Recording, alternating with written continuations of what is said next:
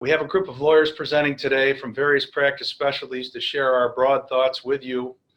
Our idea here is to be helpful. These are complex issues. Things are constantly evolving. We started this series a week ago, and that feels like it was a lot longer than that. We intend to continue to do this at noon on every Tuesday and perhaps more frequently as needed, but we're also here to help you 24/7. Three quick housekeeping items. First of all, please enter your questions using the Q&A box. We probably are not going to be able to answer, I know we're not going to be able to answer all of your questions today, but we're going to do our best to try and collect them and answer as many as possible. Feel free to call your bond attorney with any questions or concerns you have as the situation develops. There is a survey at the end, and we do appreciate your feedback, so if you could just take a few seconds to complete that, we would I really appreciate it. And also, this webinar series will be recorded and available on our website each Wednesday. With that, I'd like to get us into it. We're going to start off with Hermes Fernandez. Hermes is going to talk to us about the scope of the New York State executive orders and the impact on both the private sector and municipal entities. Hermes is the chair of our health law practice group and has been following this situation very closely. So Hermes, I turn it over to you. I've got 4 minutes. I'm going to be very quick. As Pete said, this is a changing circumstance. The governor is giving daily press briefings, and he's giving press briefings at 11 o'clock every morning. Just in terms of getting ready for this one, I've got someone telling me what the governor said in the last hour. I haven't been able to actually see it myself. Before I go into the executive order, there's one thing that I want to mention, which is I've had a fair number of clients actually say to me, this is overblown, this is too much, why are we doing all of this? You all can reach your own conclusions, but I do want to emphasize this is flu-like. It is not the flu. It has a different morbidity rate, it has a different mortality rate. All those numbers are significantly greater than what we've seen in the flu. It does affect everyone, even people who are healthy who believe they are okay, they will be okay. The death rates for the people between 20 and 60 is 1 out of 50 who becomes ill. So this is something everyone needs to be concerned about. That's part of the reason why we're seeing such a moving target here and why we're seeing things happening so quickly. So there's been a great deal of concern about whether the governor has ordered businesses to close. The governor has ordered a limited number of businesses to close. The governor has ordered the closure of bars, restaurants, casinos, gyms, fitness centers, and any event in which more than 50 people will attend. Now, any event doesn't mean a place of business. Any event, we're talking about things like, and these are listed in the executive order, concerts, conferences, worship services, performances before a large audience. So things that you would naturally regard as events, that's what is prescribed right now. There is no other order to close. The governor has urged businesses to reduce people working in their offices. The governor has urged that people reduce their business, their staffing by half. So if you can have anyone who can work from home, that is the place where the governor is. This morning, before we came on, so in the last hour, the governor said he is not ordering further closures today. This may change tomorrow. This is a quote from the governor. Italy got to the point where the only thing they left open were grocery stores and pharmacies. We're not there yet, but I am telling you, we have to get down that rate of spread. So we don't know where the governor will be tomorrow. We don't see anything from the national government ordering businesses to close. There's been many other items out where the governor has issued in his executive orders where he has opened the door for more activity regarding the illness. He is doing things to create more hospital beds. He's doing things regarding visitation. There's quite a few orders going out to healthcare providers, but there is no further order at this point regarding business closures. Pete, with that, I can turn it back to you. Thank you, Hermes. Appreciate that update. And I think the interesting thing, troubling thing, it's a lot of different things at the same time. It's just how quickly this is evolving. And We're literally talking about day by day, hour by hour. I'm now going to turn it over to Rick Weber. Rick is an attorney in our litigation practice group, and Rick's going to share a few observations regarding coronavirus hotspots, and in particular the New Rochelle experience. We're not there yet in other places, and hopefully won't get there, but there's some lessons I think to be conveyed here. Yeah, Pete, this is Rick Weber. I want to thank you for the introduction, and I want to pick up the theme that Hermes started about the priority of our public health officials to try to, quote unquote, get down the rate of spread. The idea is to contain the exposure of uninfected individuals to those who are infected and reduce that spread. You've heard a lot about that recently in the media. So, New Rochelle is a community in Westchester County. It's a community of about 77,000 people. Unfortunately, one of the earliest cases in New York State involved a lawyer who resided in New Rochelle. And so we have found in a certain section of New Rochelle a large prevalence of cases, larger than we have in any other distinct neighborhood in New York at this time. In about a week ago, on March 10th, the response was to implement the New Rochelle containment area, which, as you can see from the map, is a circle around the epicenter of the outbreak in New Rochelle. It's a 1 mile radius section of New Rochelle. Now, I think what's useful is to think about what a containment area is not first before I explain what it is. If we can go to the next slide. A lot of terms that you've been hearing in the media are isolation and quarantine. These are distinct measures implemented against individuals. Isolation, you are isolating someone with a confirmed infection from the rest of the population. You want that individual to recover without infecting anyone else. In a quarantine, you are restricting the movement of people who might have been exposed to others with the infection but aren't yet showing signs of the illness. Where if they are, they're only showing minor signs. And the idea is to limit the spread of the virus. These are solutions that are directed at individuals to try and contain the spread of the virus. Individuals who are put in isolation or quarantine are individuals, for the most part now, who are either implementing this remedy on their own or have been tracked down by health officials through either a positive test for the virus or what we call contact tracing, where we have determined the chain of people who have come into contact with an infected individual. Next slide. The other term that you hear frequently in regards to measures that we're all taking is what's known as social distancing. Right now, that's a voluntary and encouraged set of tactics designed to keep people from congregating in close proximity to slow the spread of the virus. And that's what, in a nutshell, New Rochelle is. New Rochelle was designated as a quote-unquote containment zone. And the idea was that we were going to achieve social distancing by closing quote-unquote facilities. Now, predominantly, those facilities at the time of the closure were schools and houses of worship. But it would impact any large gathering space.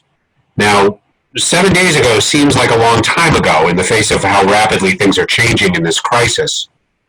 But one of the things to note from that is that some of the measures that were implemented in the New Rochelle containment zone have been eclipsed by subsequent executive orders, either out of the governor or measures taken by individual counties or localities. For example, one of the ideas of New Rochelle was that we were going to shut down the schools. Well, now, statewide, the governor recently issued an order shutting all the public schools. So some of these things have been eclipsed. What I think many people may misunderstand about New Rochelle is that the National Guard has been deployed, and that is true. But the National Guard was not deployed to New Rochelle in an exercise of police power. They're not arresting individuals, nor are they barring people in their homes or issuing a forced quarantine. They were issued by the governor to New Rochelle to assist in cleaning and, if necessary, to providing food. The containment zone is not a zone that would qualify as a quarantine zone, nor is it an exclusion zone. Individuals can travel into and out of that 1 mile radius zone. What it is, though, is really the first effort of New York State to implement a more restrictive set of measures concerning social distancing. This really is an attempt by New York State to get a whole community to exercise social distancing.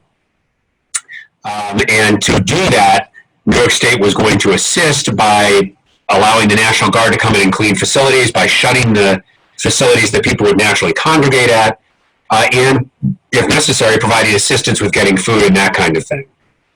Now, again, as I said a moment ago, some of this has been eclipsed by subsequent developments, but New Rochelle and its containment zone bears further monitoring. And part of the reason is because just yesterday, President Trump indicated a statement whereas he believes that New York State needs to quote unquote tamp down on New Rochelle.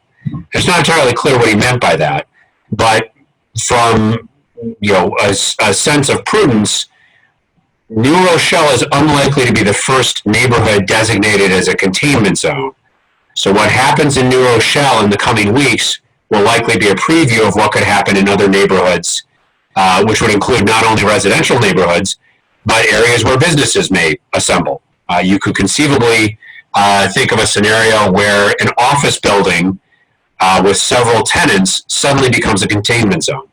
So all of this bears further watching. I'm going to turn it over now back to the moderator, Pete Jones. Thank you. Thanks, Rick. Next up, we're going to hear from Dave Ferrara. Dave is a senior partner in our labor and employment group. And Dave's going to talk about best practices for remote working arrangements. A lot of things to think about here. Dave, take it away. Thank you, Pete.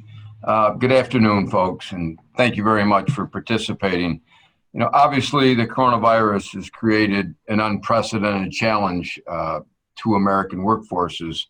I would suggest comparable to what we experienced, probably not since World War II.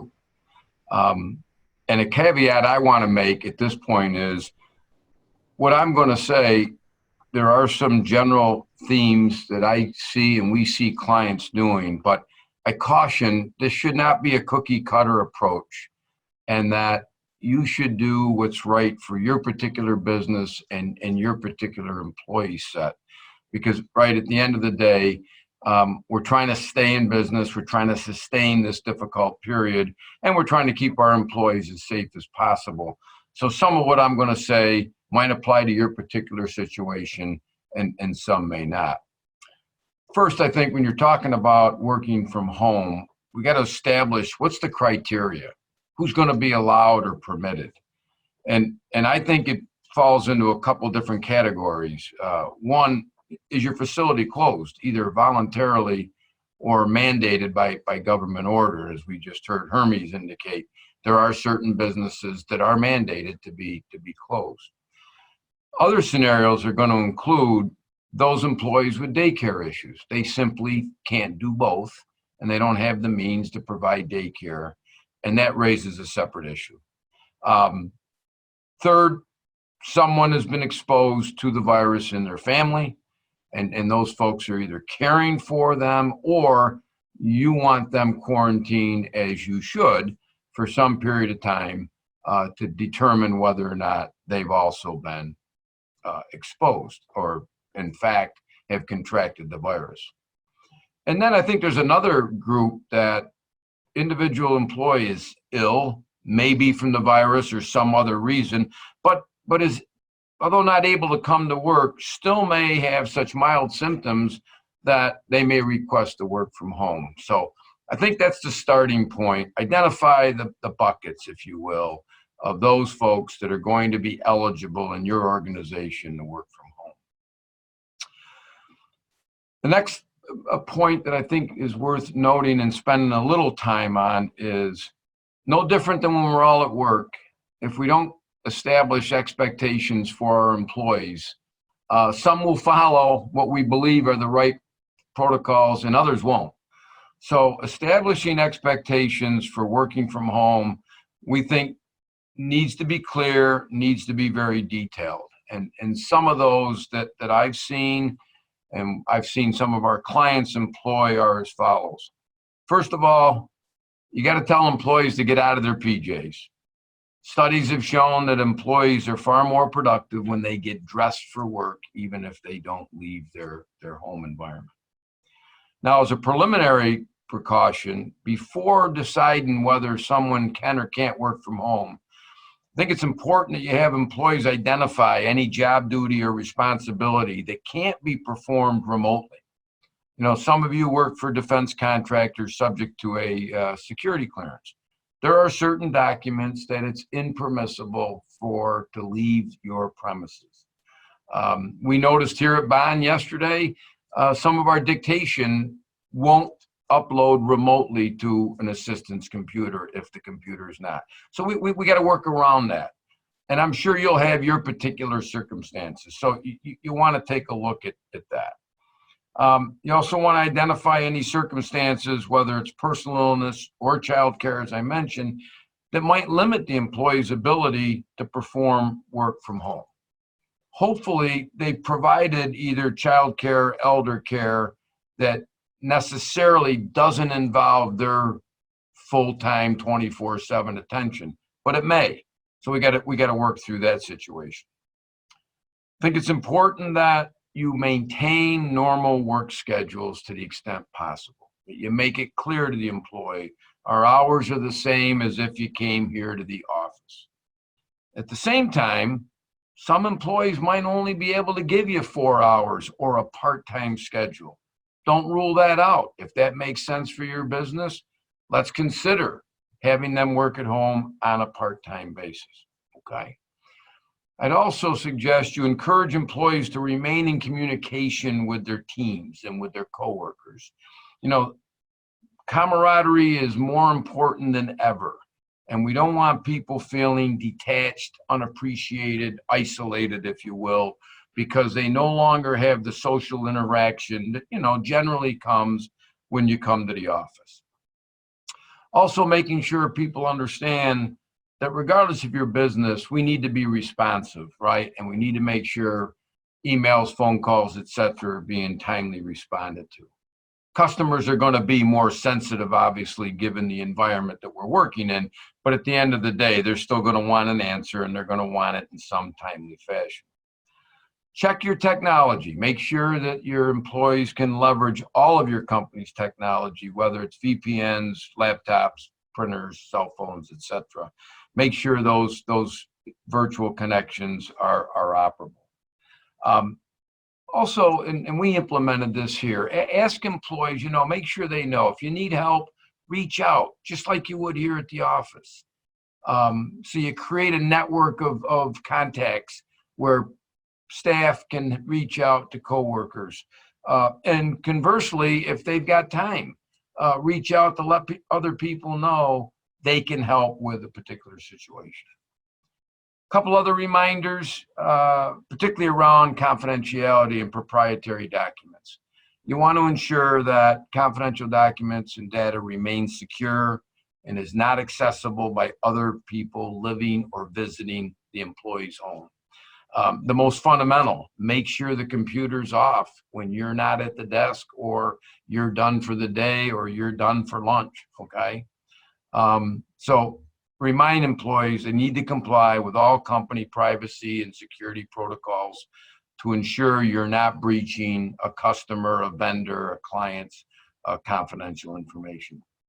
And finally, we recommend follow up in 3 or 4 days. What's working? What's not working? So again, people feel like, you know, you haven't just put them out there at home and forgot about them, but you're trying to make this work for both the company and the employee. I next want to talk, Pete, a little bit about potential liabilities for just a minute. Of course, safety is first and foremost on everyone's mind, especially at this time. And for those in your workforce who are not accustomed to working at home, I think some reminders there are well put in terms of, first of all, define your workspace. If you can isolate yourself to a particular area in the home, you should do that. You should communicate to your family members. That's mommy's office workplace, okay? And be careful about, the various safety hazards, whether it's power cords, candles, trip hazards.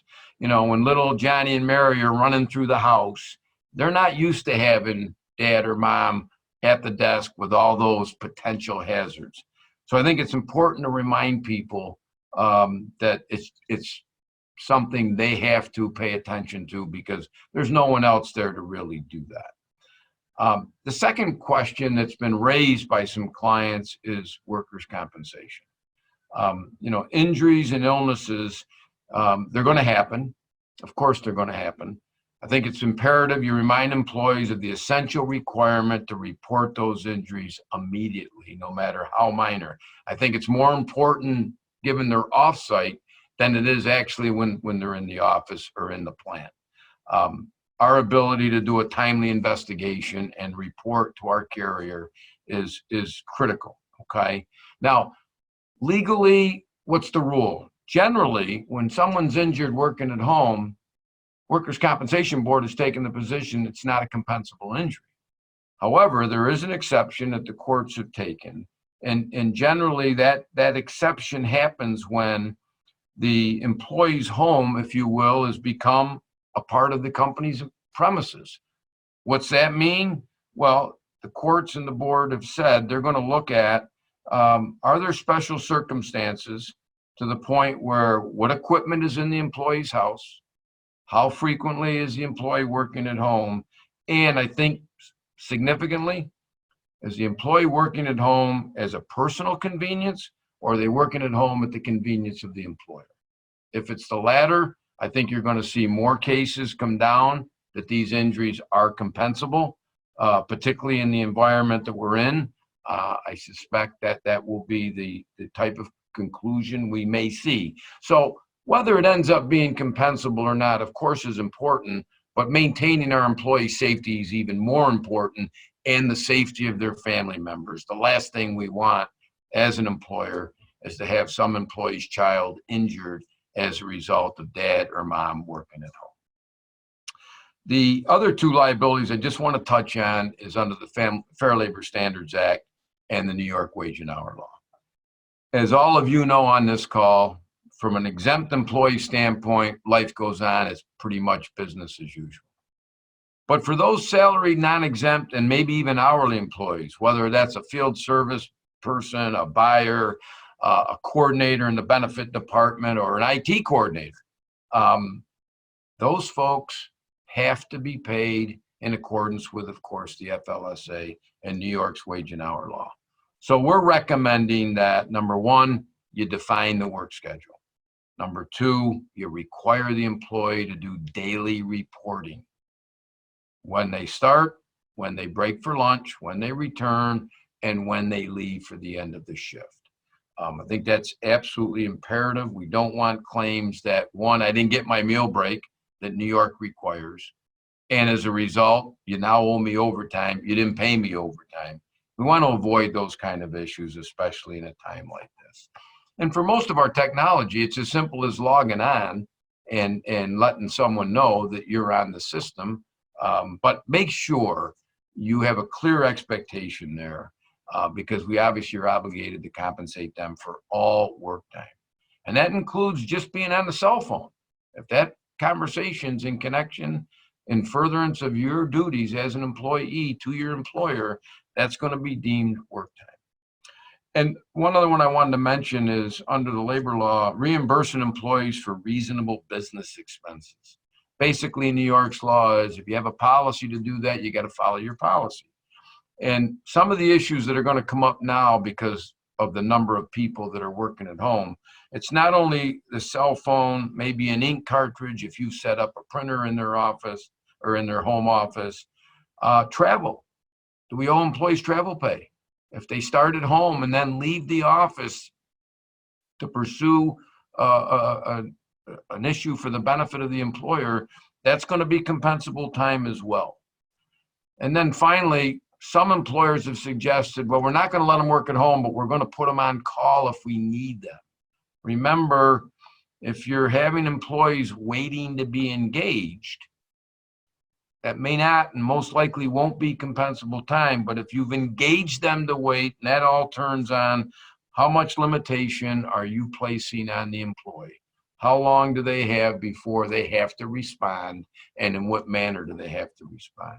So that's a case by case, and then we just don't have the time to go into those specifics, but I wanted to remind folks that some people might find putting people on call, particularly maybe in the healthcare environment, as a more attractive option and a more viable option than actually having people work from home. I'm sure we haven't covered all of the issues. As I said at the outset, it wasn't intended as a cookie cutter to apply to all scenarios, but hopefully it does help people think of some issues if you're going down the path of employees working from home. Turn it over to you, Pete.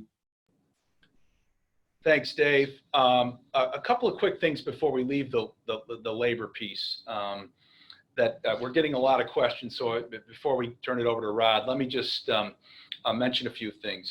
First of all, I think Dave makes an excellent point about supporting each other. We here want to support you. We want to support ourselves internally within the firm. And there are a lot of pieces to this puzzle, but you know, our employees in our organizations are people-based, and it's important that we look out for each other as we work through what is really unprecedented. So, and I think there's a positive message in that too that can help sustain people as we go through these significant challenges. We're getting a lot of questions about what do we do if an employee refuses to work, either with or without good reason, and what can we ask employees? So let me just briefly address that, and then we'll turn it over to Rod.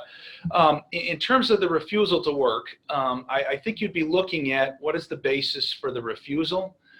People who have medical reasons or legitimate safety concerns certainly could be protected under the disability discrimination laws, the Americans with Disabilities Act, potentially protected under the Occupational Safety and Health Act for objecting to work in what they deem to be unsafe circumstances. It's not a one-size-fits-all, as David says, and so we would need to be very fact-specific on these inquiries. But I think drilling down on what the basis of the objection is, whether it's supported by medical concerns, what the environment is, how closely these folks would be interacting with other employees and the public, there are a lot of pieces to this analysis that would need to be looked at in terms of trying to figure out, you know, what the correct response is there. And I think that it's very similar when we're talking about inquiries of employees. You know, there are concerns about medical inquiries without them being job related and consistent with business necessity. I think a lot of them will be under these circumstances because we're in a pandemic, and the EEOC regulations and guidance specifically envision relaxing the ability to do that kind of thing when we are in a pandemic situation. And so asking people where they've been and asking them how they feel and asking them whether they've been exposed to people who've been exposed, I think those sorts of things are permissible. We're going to want to do that on a non-discriminatory basis. We can't single people out on any discriminatory basis when doing that. But given the concerns that we have here and the public health issues that we face, I think you would be able to relax some of the usual concerns there and delve a little bit deeper into inquiries and screening. So those are two of the big questions. I now want to turn it over to Rod McDonald. Rod is a partner in our business group and does a lot of work with healthcare clients, and in particular today is going to talk a little bit about business interruption insurance issues, contract claims, what happens when the COVID-19 crisis interrupts your business operations. Take it away, Rod. Thank you, Pete. Yeah, I wanted to touch base on force majeure clauses, which I spoke about briefly last week. This is a clause in a contract that typically provides if there's an event that arises that was unforeseen by the parties, it's unavoidable, beyond the reasonable control, and it makes performance impossible or illegal. It can relieve the party from its obligations to fulfill the contract and from liability. Therefore, last Tuesday, I said that given the facts as they existed then, I thought it would be difficult to invoke most force majeure clauses, but that it was something that was evolving daily, and that continues. The conditions are getting maybe more favorable to trying to invoke the clause. As following up on what Hermes said, a lot of what we're hearing from the governments, though, are still mere recommendations or suggestions rather than orders to close. So I still think I would not lightly try to invoke force majeure, but your own particular contract language is going to be key, and it's important to know what is in your contracts if you have a force majeure clause, what it says, and so that you understand the rights of you and the party to the other contract, and where your strengths and weaknesses may lie if you're having to negotiate because one of you cannot fulfill a contract. Specific contract terms to look at if you're thinking about trying to invoke force majeure does your force majeure clause include a duty to mitigate? You want to consider that if it does. Does your force majeure clause, it may have notice provisions. If you intend to invoke it, you may need to give notice to the other party, so you should be aware of that. And then does your force majeure clause specify what the remedies are if in fact a force majeure situation exists?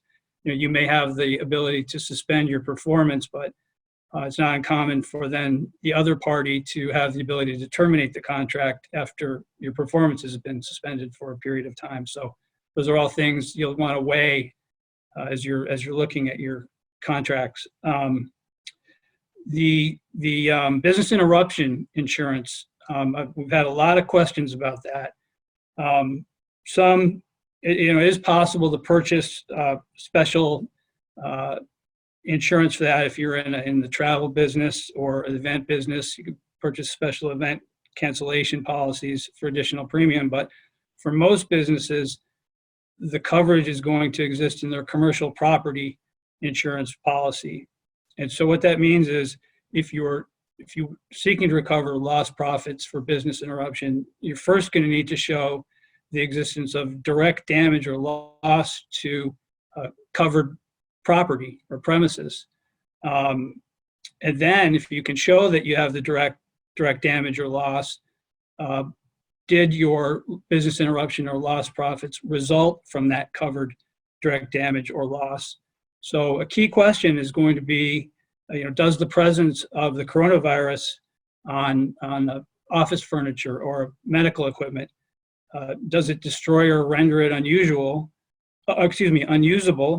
So in that case, you may have a claim for business interruption under your property policy, or are you shutting down out of fear or convenience? In which case, it's probably not a direct loss.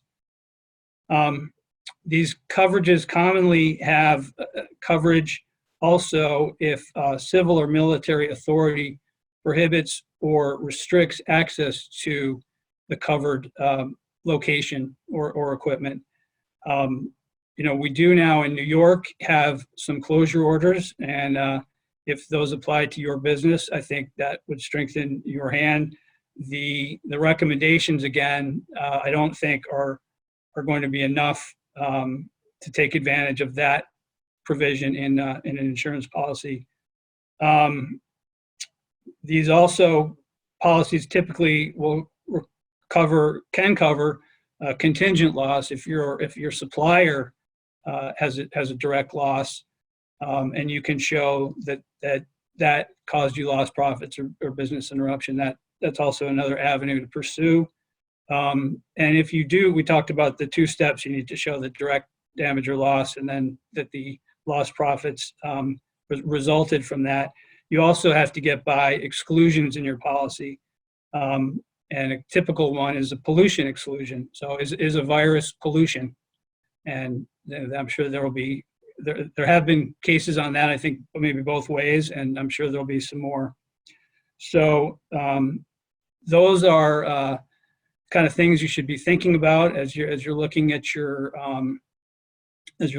contracts and your insurance policies and trying to figure out your path forward through these uncertainties. My father's a retired lawyer, and he said to me, we were talking about this, and he said, after September 11th, everyone just said it's an act of God and sued each other. I think there was some of that. I was practicing at the time too. I think more often than not, though, it's not really lawsuits. It's the parties are negotiating a solution, and a long-term solution is typically in both parties' interest rather than terminating the relationship. So, but as you're going into those negotiations, I think it's important to understand what your contracts and your policies say. And so with that, Pete, I'll turn it back over for questions and answers. Thanks, Rod. Appreciate that. First off, I'd like to go to Hermes. Hermes, we got a couple questions here on, relative to when should an employer call the Department of Health, if an employee self-quarantines, if we decide that maybe isolation might be appropriate, things of that nature. And then a second question, just relative to, the governor's executive order and the 50% reduction in business, what's the scope of that? So if you could just address both of those. Sure, and I'm actually going to make a third point too, Pete. As we've been presenting this webinar, the governor announced that he has an agreement with the legislative leaders on a sick leave bill for the state of New York. Language is not yet available. I'm expecting the language isn't available because they're still writing the language, but they have agreement, at least in principle, on a bill. So we have more to report on. In terms of a business's obligation to report, there is no obligation on a business to report unless that business is a healthcare provider. Physicians' offices, hospitals, nursing homes, those folks like that will have obligations to report if they have a staff member or a patient who is COVID-19 positive. Everyone else, there is no duty to report.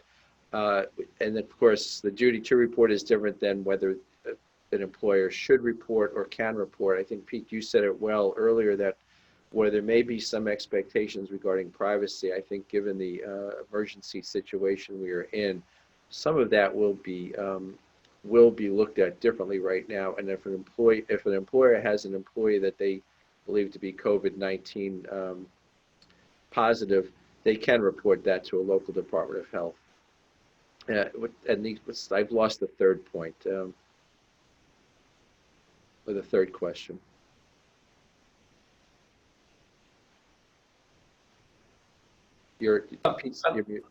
I'd like to go to Dave now.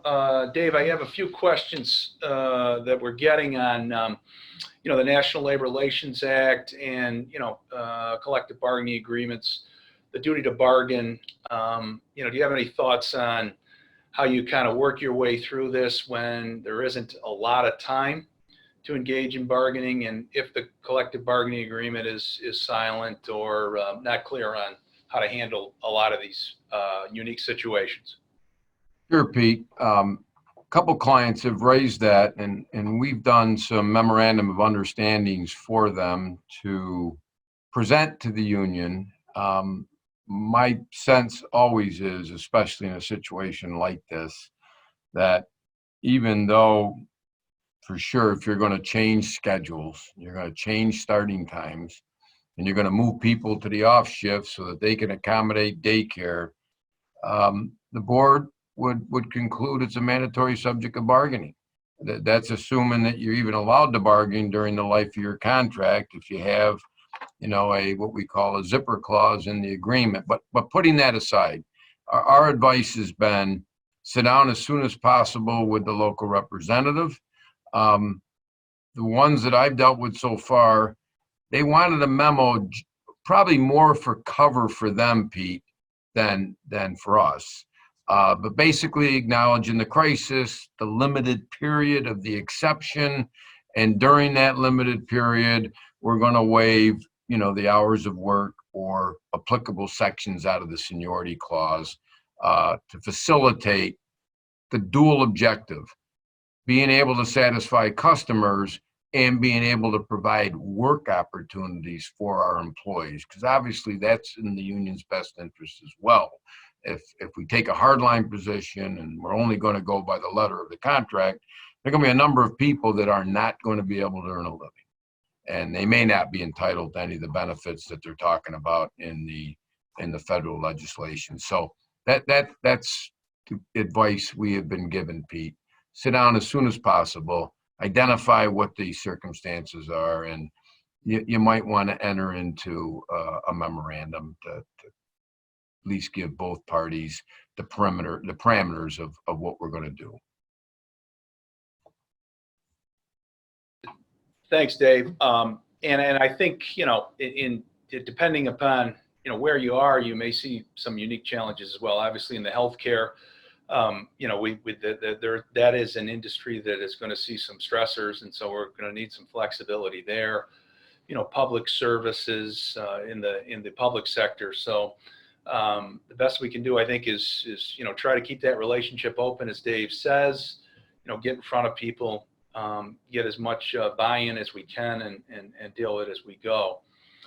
We're getting a lot of questions. I want to go back to Rod in just a second, but we're getting a lot of questions on, what's the status of the federal legislation. Hermes just mentioned possible state legislation and, how this all works from a pay perspective. So let me see if I can summarize some of the thinking quickly just to help people get organized. And then I do think on a case-by-case basis, you're going to need to evaluate this. But preliminarily, I think we'd look at our policies, our collective bargaining agreements, in terms of what kind of leave people might be entitled to for various situations.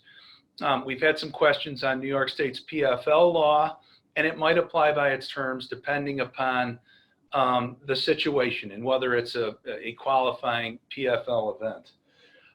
People have asked whether employees would be eligible for disability or workers' compensation. I think the answer to that is yes, in theory.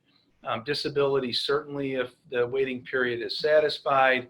Workers' compensation, possibly if causation could be established, that the individual ended up contracting the coronavirus in the workplace. Causation, I think, would be a very critical question in those kinds of cases. Unemployment compensation may well be available. New York State has indicated that it will waive the waiting period in coronavirus situations. That's on the DOL's website. So, that is something also that may be available. We've got the legislation at the federal level. Currently would apply to public employers and employers with less than 500 employees, not for the largest employers. There's been some talk about whether or not that may be amended. That legislation has passed the House. It's now sitting before the Senate. And so we may see some reconciliation, some changes there, possibly, a larger employer size. There's a lot of different possibilities, so stay tuned there. And now Hermes has made the point that, in New York State may also have legislation as well. So very fluid situation, hard to know exactly what's going to happen. But I think I would go down that checklist in terms of your situation. What kind of leave is it? Why is it needed? And which of these categories might it fall in under existing policy and then ultimately under any new legislation? Okay, that's a quick wrap on the current, how people might be paid if they're not at work, and that's evolving as well. I want to get back to Rod quickly. Rod, we had a lot of questions on force majeure clauses and, what happens if the contract doesn't have that? Is there some sort of common law force majeure, or could one be implied by the circumstances given the scope of this event? I believe in New York takes a narrow view, and if it's not in the contract, they're not going to imply one. So you would then be looking at establishing impossibility of the contract, which is a high standard, but is possible to do. But if it's not in your contract, the New York courts are not going to write it in there or imply it. and they will look at what is written in your contract. So a lot of contracts may say, may have say it's something beyond the party's control, and they may list things like earthquake, fire, flood, act of God. And if your contract says that and it doesn't say pandemic or, coronavirus or isn't specific, you may have trouble relying on it. But it is going to depend on the specifics of each contract. Okay, great. We have hit our allotted time here. We do appreciate everybody's getting on. We will be back here again, of course, next Tuesday at noon. I believe we'll be back here before then with additional updates as the state and federal legislation goes through the pipeline and we get a better idea what that is, and there may be some other topics as well. We will also probably do issue-specific webinars relative to employee benefits, paid time, those sorts of things as well. So we'll be in touch with you. Please be in touch with us. Everybody stay strong and stay safe. Thank you.